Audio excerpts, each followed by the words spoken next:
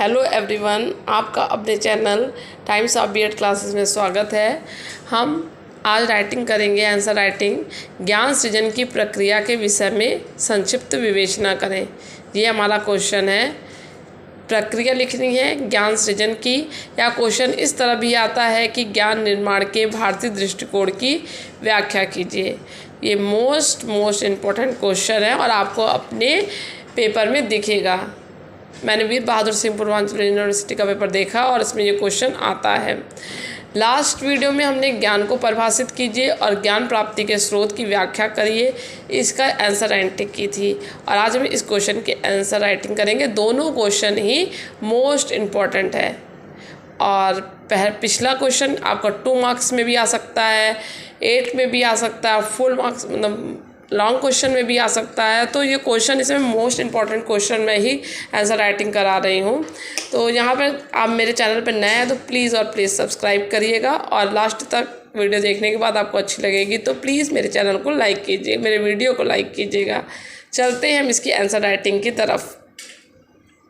तो सृजन की प्रक्रिया पूछा है, मतलब ज्ञान जो है ये नहीं है कि यहीं पे ज्ञान है। ज्ञान एक ऐसे सृजन प्रक्रिया बढ़ती जाएगी, वही है ज्ञान सृजन की प्रक्रिया। हाँ, तो एक प्रोसेस में बढ़ेगी। ठीक है, अब आंसर क्या है? मानवीय ज्ञान व इसका भंडार अनंत होता है। ये तो पता ही है कि ज्ञान यानी कि बस इतना ही है। ज्ञान का तो विस्तार होता ही रहता है और हमें ये भी नहीं पता कि ज्ञान कहाँ तक है। वह निरंतर गतिशील रहने के कारण इसमें निरंतर परिवर्तन और परिवर्धन भी होता रहता है। जैसे आज किसी चीज़ की खोज हो गई, फिर उसमें मॉडिफिकेशन होता है, ज़रूरी नहीं है वो चीज़ वहीं पे स्थिर हो जाती है। उस चीज़ में मॉडिफिकेशन भी होता है, परिवर्तन भी होता है। और ये एक क्या है? गतिशील प्रक्रिया। ज्ञान यानी कि स्थिर है, रुक जाएगा, उसके आगे भी कुछ है, इसलिए वो खोजा जाएगा। मानवीय ज्ञान की अवस्था, मानवीय ज्ञान की यहाँ पर 3 अवस्था बताई गई है। यदि क्वेश्चन में सिर्फ अवस्था पूछे और 2 मार्क्स में पूछे तो आप बस इतना भी लिख देंगे तो काम हो जाएगा। मानवीय ज्ञान की अवस्था, पहला है ज्ञान का संचयन। संचयन होगा, ज्ञान का अंतरण ट्रांसफॉर्मेशन होगा, ज्ञान का सृजन क्रिएशन ऑफ नॉलेज होगा। पहले संचयन हुआ, प्रिजर्वेशन, फिर ट्रांसफॉर्मेशन और सृजन क्रिएशन ऑफ नॉलेज। ये 3 क्या हैं? 3 अवस्थाएं हैं। अब ज्ञान की जो पहली अवस्था है, ज्ञान का संचयन, इसमें क्या होता है, कैसे होता है? या फिर कोई चीज़ आप याद कर लें, स्मरण कर लें तो आपका संचय हो जाएगा। लेखन करके आप रख लीजिए किसी चीज़ को तो हो जाएगा। मुद्रण, आप उसको किसी चीज़ को मुद्रित प्रकाशित करवा दीजिए तो ज्ञान का क्या हो जाएगा? संचयन, स्टोरेज हो जाएगा। भंडारण कर लीजिए किसी चीज़ में तो संचयन हो जाएगा। जैसे मेमोरी कार्ड में, पेन ड्राइव में कोई चीज़ रख लेते हैं तो वहाँ पे भी तो किसी चीज़ का जो डॉक्यूमेंट है उसका क्या हो गया? संचयन हो गया। डॉक्यूमेंट में क्या है? ज्ञान है। ज्ञान का अंतरण, सेकेंड स्टेज, विभिन्न संचरण माध्यम के सहायता से उपलब्ध संचित ज्ञान को भावी पीढ़ी को प्रदान किया जाता है। अंतरण ट्रांसफॉर्मेशन होता है। या फिर हम इस तरह रख लिए, फर्स्ट फेज के माध्यम से हम रख लिए और जब ये दूसरी पीढ़ी को मिलेगी तो अंतरित हो जाएगा। या फिर हम मेल या मैसेज सेंड करके इस तरह अंतरण करते हैं तो भी ये क्या हो जाएगा? ज्ञान का अंतरण हो जाएगा। ज्ञान का सृजन थर्ड स्टेज है। नवीन ज्ञान का सृजन करके ज्ञान भंडार को समृद्ध किया जाता है। यहाँ पे ज्ञान सृजन होता है, ज्ञान का विकास, ज्ञान प्राप्ति होती है। यही है ज्ञान का सृजन। ज्ञान प्राप्ति करके ही तो ज्ञान का सृजन करेंगे। ज्ञान का सृजन कैसे करेंगे? ज्ञान प्राप्ति करके ही करेंगे। प्लीज़ वीडियो में बने रहिएगा क्योंकि आगे बहुत ही इम्पोर्टेंट होने वाला है। नवीन ज्ञान का सृजन करके ज्ञान को समृद्ध किया जा सकता है, थर्ड स्टेज है। तो अवस्था आपकी इसमें ज्ञान की अवस्था क्लियर हो गई। फिर यहाँ दिया है वास्तविक को ही यथार्थ कहते हैं। ज्ञान को प्राप्त करने की कुछ विधियाँ निम्न हैं। विधियाँ क्या है? पहला है विश्लेषणात्मक दर्शन।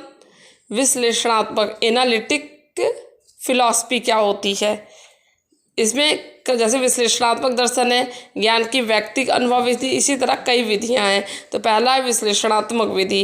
विश्लेषणात्मक दर्शन क्या है, ये किस तरह होता है, तो यह यहाँ पे हमने 2 भागों में वर्गीकृत किया है, जैसे भाषागत विश्लेषण और तार्किक विश्लेषण। ये हो गया विश्लेषणात्मक दर्शन के दो तरीके से हो सकता है, भाषागत विश्लेषण हो सकता है या फिर तार्किक विश्लेषण हो सकता है। यह दर्शन भाषागत तथा तार्किक विश्लेषण की विधि को अपनाता है। यह अपनी प्रकृति में क्या है, प्रकृति से यह वैज्ञानिक है, साइंटिफिक है। तार्किक विश्लेषण, यहाँ पे जो है तार्किक विश्लेषण किसी जो शैक्षिक अवधारणा है उनको किस तरह करेगा। तार्किक विश्लेषण किसी बात पे अनुमान लगाएगा, आलोचना करेगा, स्पष्टीकरण करेगा, परीक्षण करेगा।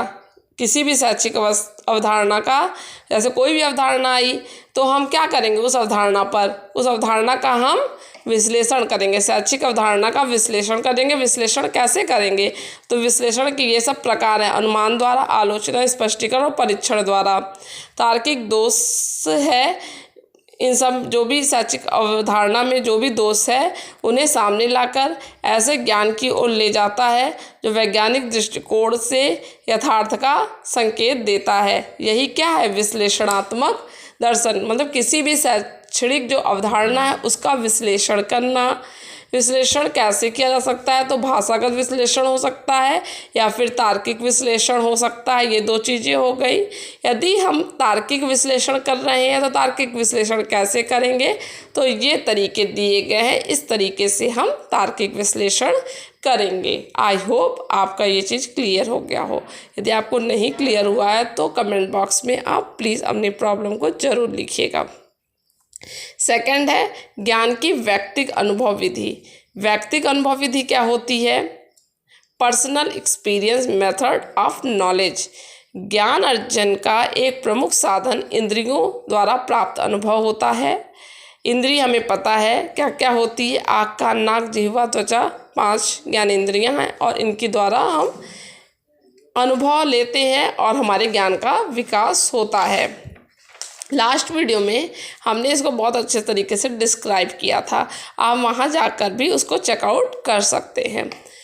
इस प्रकार के व्यक्तिगत अनुभवों से प्राप्त ज्ञान को अनुभव जनित ज्ञान कहते हैं, जो निसंदेह ज्ञान प्राप्ति का सबसे प्राचीन स्रोत है। सबसे प्राचीन स्रोत यही होता है, क्योंकि व्यक्ति जब जन्म लेता है तो वो ज्ञानेंद्रियों के साथ ही लेता है और उसी से सर्वप्रथम उसी से वह अनुभव द्वारा सीखना प्रारंभ करता है। अनुभवजन्य ज्ञान की प्रकार क्या क्या हैं, वस्तुनिष्ठता, विश्वसनीयता और वैधता का निर्धारण करना भी प्रायः कठिन कार्य है। यदि हम इस तरह से कोई ज्ञान प्राप्त करते हैं तो उसका निर्धारण करना क्या होगा, उसका निर्धारण करना कठिन कार्य होता है और इसकी वैधता जो होती है और विश्वसनीयता जो इसकी होती है वो काफ़ी कम होती है, क्योंकि आप इसको फिर किसी चीज़ से आप इसका परीक्षण नहीं कर सकते हैं, इसलिए इसकी वैधता कम होती है इस ज्ञान की।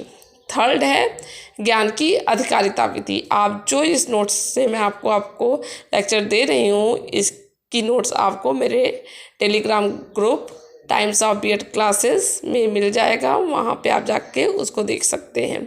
ज्ञान की अधिकारिता विधि क्या है, अथॉरिटी मेथड ऑफ नॉलेज।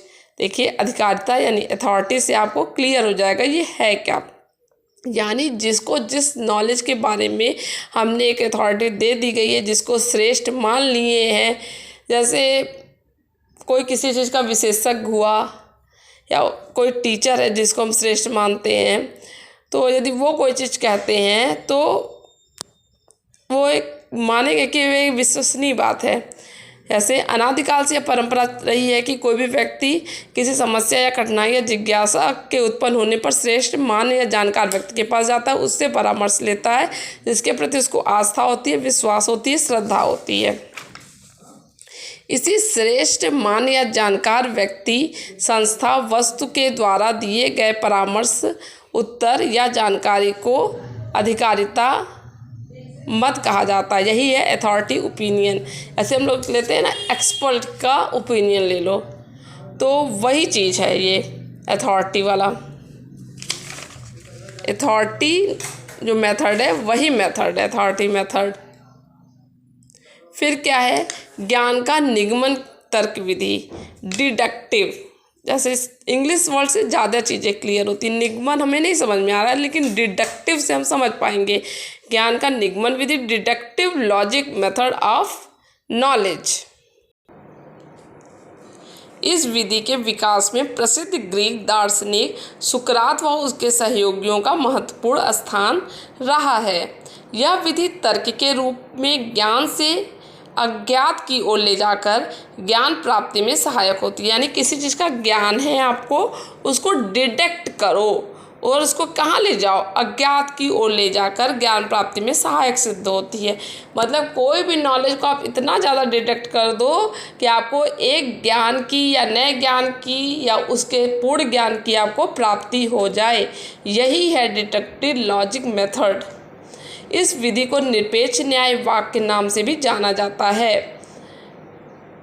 प्रतिज्ञाप्तियों के आधार पर न्याय वाक्य को चार वर्गों में रखा गया है। एक है पहला निरपेक्ष न्याय वाक्य, दूसरा है वैकल्पिक न्याय अल्टरनेटिव, परिकल्पित न्याय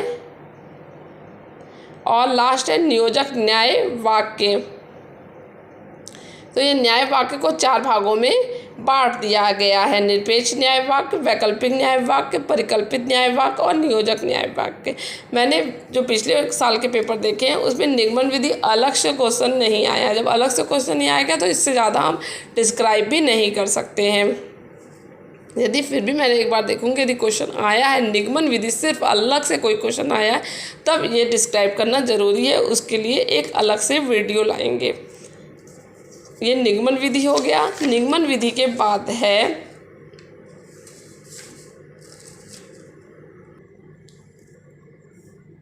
ज्ञान की आगमन तर्क विधि, यानी inductive reasoning method of knowledge. आगमन तर्क विधि, ज्ञान अर्जन की इस विधि के प्रणेता कौन है? फ्रांसिस बेकन, इनका नाम है फ्रांसिस बेकन। आगमन तर्क विशिष्ट से सामान्य की ओर प्रवृत्त होता है, यानी जो विशिष्ट चीज़ें हैं, स्पेसिफिक हैं, तो वह कहाँ जाएंगी? कॉमन के साइड, विशिष्ट से सामान्य की खोज करती है। इस विधि के अंतर्गत व्यक्ति एक विशिष्ट प्रकार के अनेकों दृष्टांतों का क्या करता है? जो कई आपके एग्जाम्पल हुए उनको एक साथ ले लिया, संकलन कर लिया और उनमें निहित समानता को पहचानने का प्रयास करता है और इस प्रक्रिया में वह नवीन ज्ञान के अर्जन की ओर जाता है, अग्रसर होता है।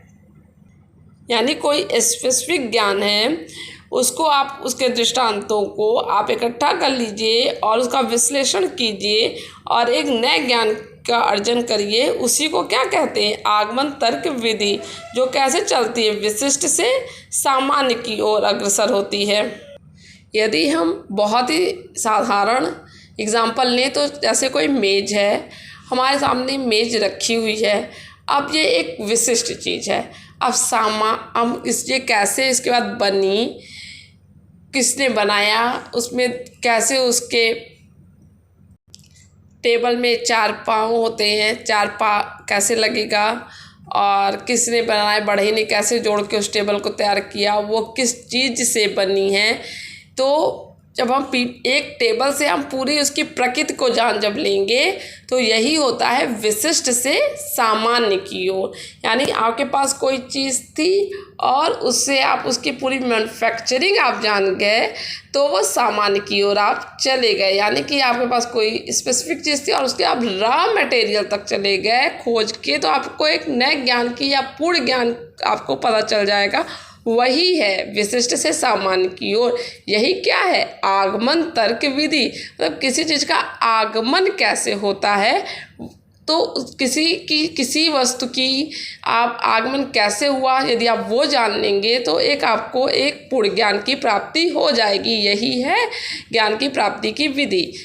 आगमन तर्क विधि के दो प्रकार हैं, एक है पूर्ण आगमन विधि परफेक्ट इंडक्शन और दूसरा है अपूर्ण आगमन विधि यानी कि इम्परफेक्ट इंडक्शन। पूर्ण आगमन विधि में क्या होता है कि हम कोई चीज़ का प्रोसेस बाय प्रोसेस कैसे कैसे हुआ, वो संपूर्ण चीज़, मतलब कोई चीज़ मिस नहीं करेंगे, वो संपूर्ण चीज़ जब लेकर हम इंडक्शन करेंगे तब हमें जो ज्ञान प्राप्त होगा उसे पूर्ण आगमन विधि कहेंगे। ये बहुत, इसमें गलती होने की संभावना नहीं रहती है, ये विश्वसनीय है, वैध है। पूर्ण आगमन विधि बहुत ही अच्छी है। और अपूर्ण आगमन विधि यानी कि ऊपर के तौर से आप इसमें कोई चीज़ मिस भी कर सकते हैं। तो अपूर्ण आगमन विधि जब लेंगे तो फिर जो आपको ज्ञान प्राप्त होगा तो वो किस विधि के माध्यम से प्राप्त होगा, अपूर्ण आगमन विधि के माध्यम से प्राप्त होगा। लेकिन इसमें अच्छी विधि कौन सी है पूछा जाए तो आप यही कहेंगे पूर्ण आगमन विधि है। और दोस्तों एक अंतिम विधि बची है जिसका नाम है वैज्ञानिक जांच पड़ताल विधि, जो कि बहुत ही ज़्यादा क्या है, विश्वसनीय है, वैलिड है, वैधता है इसमें। किसने, पियर्स महोदय के अनुसार वैज्ञानिक पहुंच का सबसे अच्छा मार्ग एक दर्शन की स्थापना करना होता है। एक मूल बात यह भी है कि विज्ञान के ज्ञान का परीक्षण किसी भी ऐसे व्यक्ति द्वारा किया जा सकता है जो कि बुद्धिमान है और प्रयोग एवं निरीक्षण की तकनीकी में योग्यता रखता है। यानी कि जैसे आपके पास कोई भी